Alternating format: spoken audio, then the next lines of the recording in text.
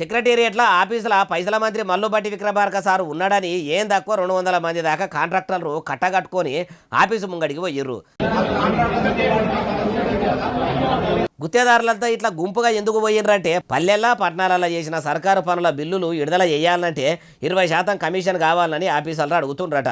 పెండాల పెయ్యి మీద ఉన్న సొమ్ముల కాడికెళ్ళి ఆఖరికి పుస్తెలతాడు కూడా అమ్మి మరీ పనులు చేపిస్తే ఇప్పుడు ఇట్లా కమిషన్లు అడుగుడు ఏందని సీదా పైసల మంత్రి దగ్గరికి పోయి ఆయననే అడుగుతామని అనుకుంటే నడమల పోలీసులు అడ్డం తిరిగి పోనీయకుండా ఆపిర్రు.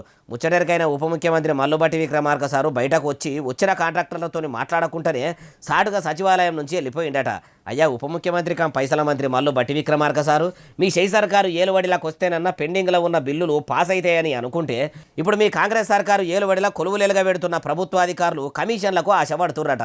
మాది ప్రజాప్రభుత్వము, మేము పాలకులం కాదు సేవకులం అని చెప్పుకునే షెయి సర్కారు చెప్పేది మొత్తం అబద్ధాలేనా అని ప్రజలు అనుకుంటున్నారు సారు.